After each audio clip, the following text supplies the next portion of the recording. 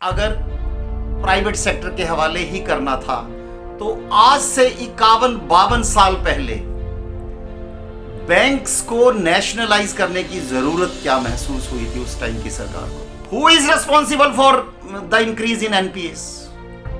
These corrupt politicians are responsible. इनके कहने पे बड़े बड़े कॉरपोरेट उद्योगों को लोन दिए जाते हैं और बाद में पता चलता है कि वो उद्योगपति लोन समेत फरार हो गए। इसके बावजूद जो समय समय पर ऐसी पॉलिसीज आती हैं कि जो लोन्स हैं वो माफ कर दो, लाखों करोड़ों रुपए के लोन्स माफ कर दिए जाते हैं, तो उसका अल्टीमेट उसका घाटा जिसको सहना पड़ता है उनको उसका घाटा इन बैंक्स को सहना पड़ता है। और उसका जो श्रेय है वो ये सरकारें खुद नहीं लेती, उसका जो जिम्मा है वो जो ठीकरा है वो बैंकर्स के सिर के ऊपर फोड़ा जाता है कि इन बैंक वालों ने ऐसा काम किया तो ये बैंक्स घाटे में चले गए, इनका जो एनपीए है वो इंक्रीज हो गया। कर्मण्यवाधिकारस्ते मा फलेषु कदाचन। नमस्कार, मैं एडवोकेट गिरीश अनमोल सूद आज फिर अपने परिवार के मध्य उपस्थित एक ऐसा टॉपिक लेकर जो शायद आने वाले समय में हम सब लोगों के लिए एक चेतावनी है कि किस तरह हमारी सरकारें हम सब लोगों के साथ इतना बड़ा धोखा करने के लिए तैयार हैं। और जो उससे पहले मैंने जो आपको गीता का वो श्लोक सुनाया कि कर्मण्यवाधिकारस्ते अला, अर्थात कर्म कर इंसान, ये जो गीता का श्लोक है ये मेरे उन लाखों बैंकर भाई बहनों के लिए बड़ा चरितार्थ है जो दिन रात, इवन कि हमने देखा कि कोरोना के टाइम में भी जिन्होंने मनी का फ्लो इस सोसाइटी से किस तरह मेंटेन रखा और हम सब लोगों को किसी प्रकार की दुख तकलीफ नहीं आने दी। उन्होंने अपने जानें गंवाई, हमारे लिए दिन रात एक किया, पर हमारे लिए कहीं किसी भी तरह से पैसों की कमी नहीं आने दी। उन लोगों को किस तरह हमारी सरकार के द्वारा हर वक्त यही ताना दिया जाता है कि अच्छी तरह काम करो नहीं तो आपको हम उठाकर प्राइवेट सेक्टर के हवाले कर देंगे। अगर प्राइवेट सेक्टर के हवाले ही करना था तो आज से 51-52 साल पहले बैंक्स को नेशनलाइज करने की जरूरत क्या महसूस हुई थी उस टाइम की सरकार को। 20 जुलाई 1969 जब भारत के 14 प्रमुख प्राइवेट बैंक्स को नेशनलाइज किया गया तो उस समय हमारे जो प्राइम मिनिस्टर थे श्रीमती इंदिरा गांधी, वो उस समय हमारे फाइनेंस मिनिस्टर भी थे। उन्होंने पार्लियामेंट के सामने ये सेंटेंस बोला कि purpose of nationalisation is to promote rapid growth in agriculture, small industries and export और to encourage new entrepreneurs and to develop all areas. अर्थात जो बैंकों की नेशनलाइजेशन का जो उस टाइम मंतव्य था हमारी सरकारों के द्वारा कि इससे सोशलिज्म को बढ़ावा दिया जाएगा, क्योंकि उस समय जो प्राइवेट प्लेयर्स थे, जो कारपोरेट बड़े बड़े कारपोरेट घराने जिनके हाथों में इन बैंकों की बागडोर थी, वो टोटली ऐसी उनकी जो पॉलिसीज थी जो जिसका मेन फोकस था कि just to make more and more money, they were totally focused on their profits. But जो सरकार का जब इनका नेशनलाइजेशन किया गया इन बैंक्स को, तो जो सरकार का ये जो तर्क था कि हम बैंकों की नेशनलाइजेशन के द्वारा हम अपने फार्मर्स को लोन देंगे, जो गरीब इंसान हैं उनका एक्सेस बैंकिंग एक्टिविटीज़ में बढ़ाया जाएगा ताकि उनकी भागीदारी बैंकिंग सेक्टर में बढ़े और उनको लोन दिए जाएं। हमारा जो स्मॉल स्केल इंडस्ट्रीज है वो फ्लोरिश करे, जो एक्सपोर्ट्स है उनको बढ़ाया जाए, और जो अच्छे उद्योग हैं भारत में लगाए जाए ताकि भारत की इकोनॉमी बूस्ट करे। पर हुआ क्या, आज हमारे जो बैंक के एम्प्लॉयज हैं उनकी अथक परिश्रम के बावजूद इन बैंकों का जो स्टेटस है वो सरकारों के द्वारा ये पैमाने पे मापा जा रहा है कि वो स्टेटस एक ऐसा स्टेटस है जिससे कि हमारी जो सेंट्रल गवर्नमेंट है उसको घाटा पे घाटा हो रहा है। क्यों?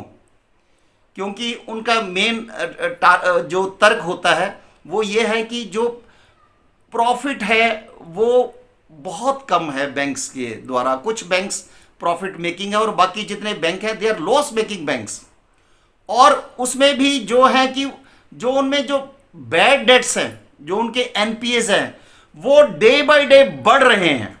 उनका जो बढ़ने की जो रेशो है वो बहुत तीव्र गति से बढ़ रही है। और एक अनुमान जो उन्होंने लगाया कि जो ग्रॉस एनपीए रेशो है वो तकरीबन सितंबर 2020 में जो 7.5% थी वो शायद सितंबर 2021 में 13.5% तक जा सकती है। पर who is responsible for the increase in NPS? These corrupt politicians are responsible. क्योंकि इनकी पॉलिसी से अगर आज बैंकिंग सेक्टर, जो हमारे लाखों भाई बहन बैंक्स में जो काम करते हैं, इतनी मेहनत के बावजूद अगर वो बैंकों को उस मुकाम पर नहीं ले जा पा रहे तो उसका कारण क्या है? ये इन लोगों की गलत पॉलिसीज, इन राजनेताओं की गलत पॉलिसीज। क्योंकि इनके कहने पे बड़े बड़े कॉरपोरेट उद्योगों को लोन दिए जाते हैं और बाद में पता चलता है कि वो उद्योगपति लोन समेत फरार हो गए।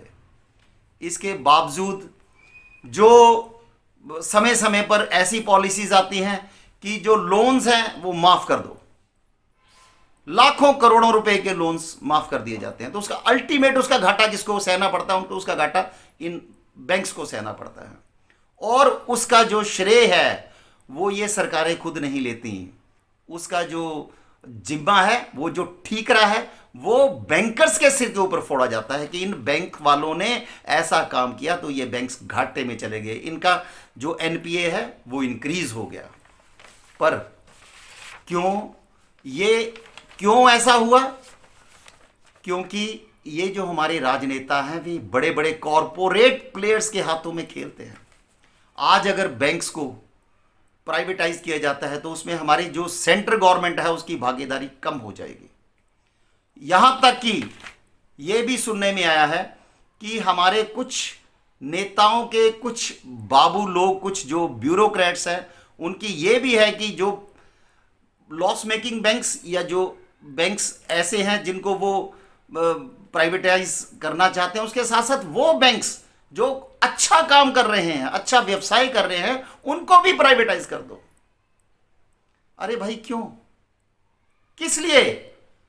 जो बैंकर्स दिन रात आपके लिए मरता है, इस देश की जनता के लिए मरता है, क्या वो बैंकर्स ये ताना सुनने के लिए ये सब कुछ कर रहे हैं हम सब के लिए? क्या हम सब लोग उनको भंवर में छोड़ेंगे? क्यों? ये this is a big question mark.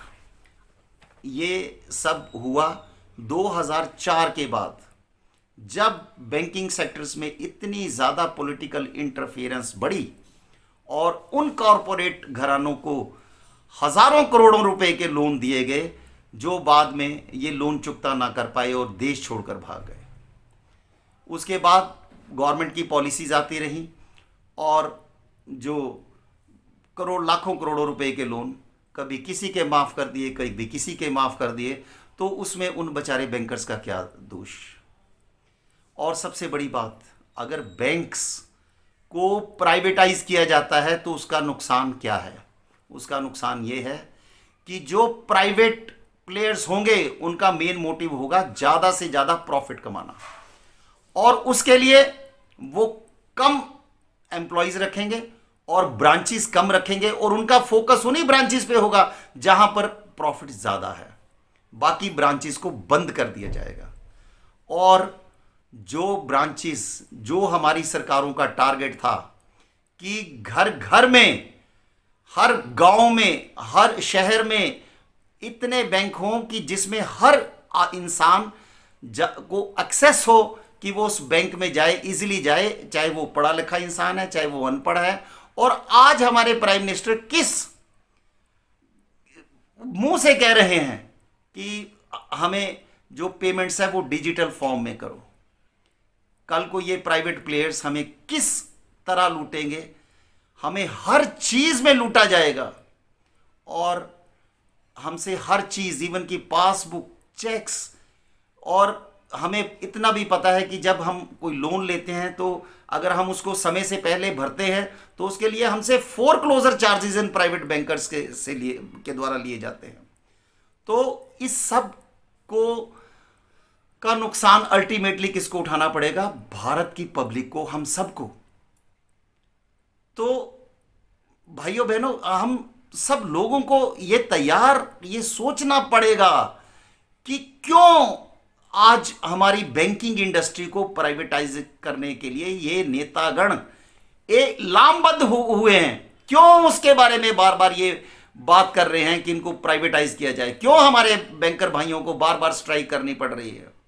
ये एक बड़ी चिंता का विषय है और हम सब लोगों को एक आवाज में कहना चाहिए कि हम इन बैंक्स को प्राइवेटाइज नहीं होने देंगे। और इन शब्दों के साथ मैं अब सब लोगों का धन्यवाद करता हूं। Thank you very much.